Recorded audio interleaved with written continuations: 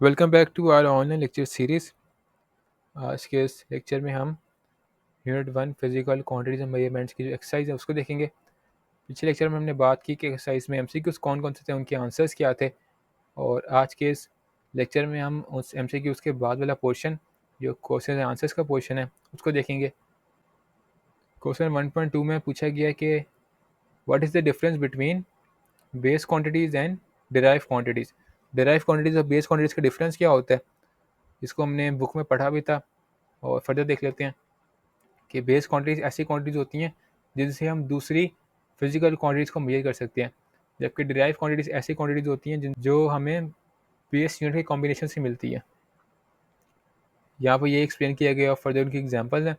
Length, मास, time base quantities हैं और जो डिराइव क्वांटिटीज़ है वो कौन सी हैं, फोर्स, एरिया, वॉल्यूम। अब फोर्स, एरिया, वॉल्यूम ये तीनों क्वांटिटीज़ किसी ना किसी बेस क्वांटिटी के कॉम्बिनेशन से बनती है। नेक्स्ट हम देख लेते हैं, pick out the base units in the following. यहाँ पे हमें कुछ यूनिट्स बताए गए हैं, ये सारे के सारे यूनिट्स हैं। इन सब में से हमने कुछ बेस यूनिट्स को आइडेंटिफाई करना है।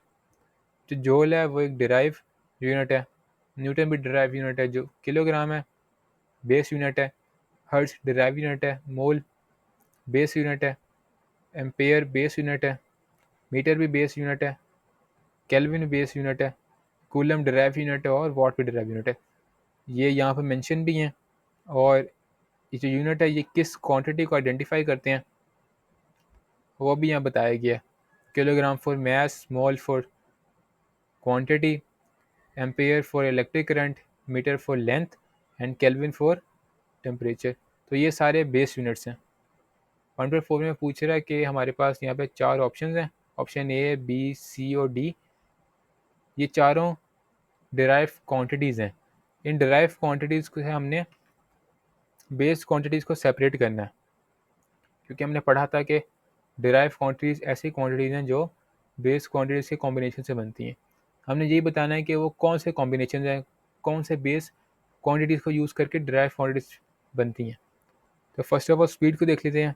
Speed is equal to distance divided by time. तो हमें पता है कि डिस्टेंस किसी भी दो पॉइंट्स में लेंथ होती है और लेंथ और टाइम दोनों बेस क्वांटिटीज़ हैं। So the base quantities involve in speed are length and time. Option 2 volume देख लेते हैं। वॉल्यूम हमें पता है कि वॉल्यूम किसी चीज़ का जो वॉल्यूम होता है वो उस चीज़ की लेंथ मल्टीप्लाई बाय उस चीज़ की विड्थ मल्टीप्लाई बाय उसी चीज़ की हाइट। जब ये टोटल होती हैं तो हमारे पास वॉल्यूम आता है उस चीज़ का। फॉर्मूला यही दिया गया कि length multiply width multiply height. अब जो लेंथ है वो भी एक बेस क्वांटिटी है, जो हाइट है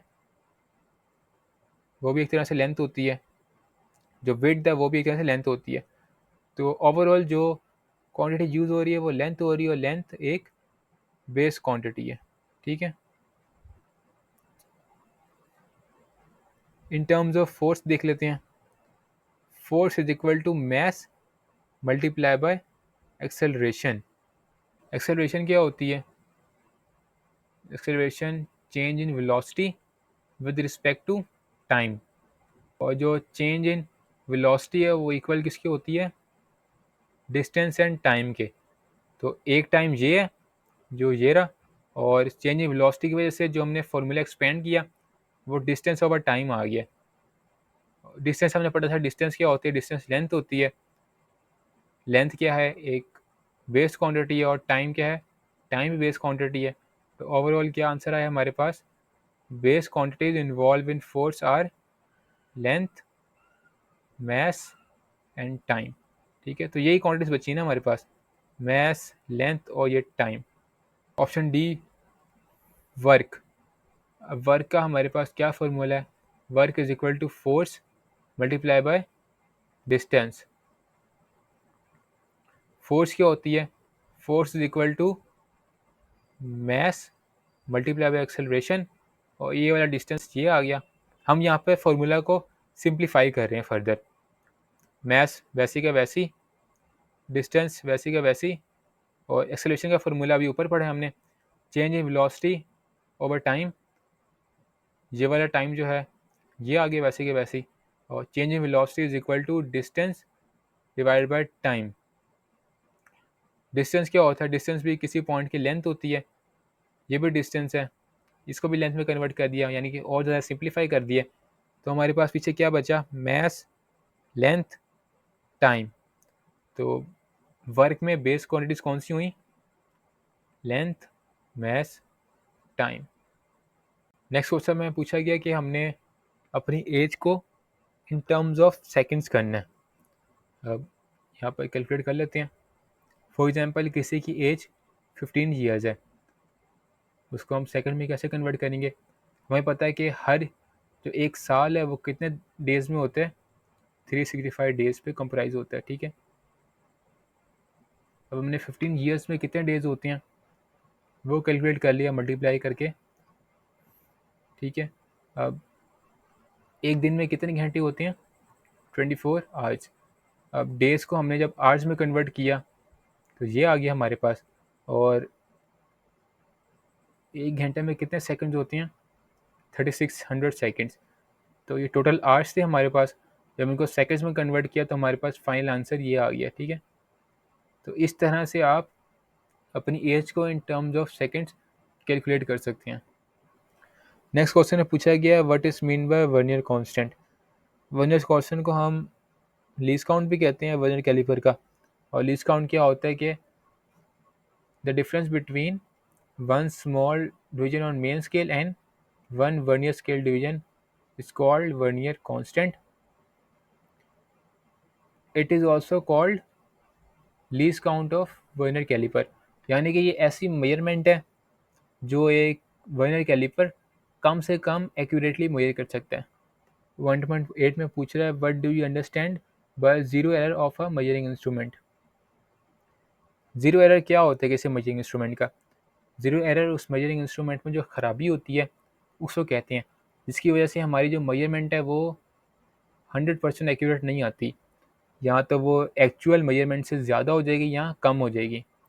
इसी बात को यहाँ पे एक्सप्लेन किया गया। तो नेक्स्ट क्वेश्चन देख लेते हैं 1.9, why is the use of zero error necessary in a measuring instrument. Zero error की जो मेजरमेंट है वो क्यों ज़रूरी है किसी भी इंस्ट्रूमेंट पे। अगर हम अपने इंस्ट्रूमेंट में ज़ीरो एरर को आइडेंटिफाई नहीं करेंगे तो हमारी जो एक्चुअल मेजरमेंट है वो गलत आ सकती है, एक्यूरेट नहीं होगी। इस वजह से हमें उस ज़ीरो एरर की आइडेंटिफिकेशन लाजमी है, उसके बाद उसकी करेक्शन करनी पड़ेगी ताकि हमारी जो एक्चुअल मेजरमेंट है वो एक्यूरेट हो सके। 1.10, what is a stop watch and what is the least count of a mechanical stop watch you have use in labs. तो पहले तो पूछ रहे हो स्टॉप वॉच क्या होती है। स्टॉप वॉच एक ऐसा इंस्ट्रूमेंट है जिससे हम कोई भी इंटरवल ऑफ टाइम या कुछ स्पेसिफिक पीरियड ऑफ टाइम को हम मेजर करते हैं। फॉर एग्जांपल एक रनर है, वो एक पॉइंट से दूसरे पॉइंट तक कितनी देर में अपना वो डिस्टेंस कवर करेगा, टाइम इंटरवल को मेजर करने के लिए हम स्टॉप वॉच यूज़ करते हैं। और स्टॉप वॉच की जो लीस्ट काउंट है वो 0.1 सेकेंड है। 1.11, why do we need to measure extremely small interval of times. इसका आंसर क्या है कि we need to measure extremely small interval time to get accurate and error free results of experiment.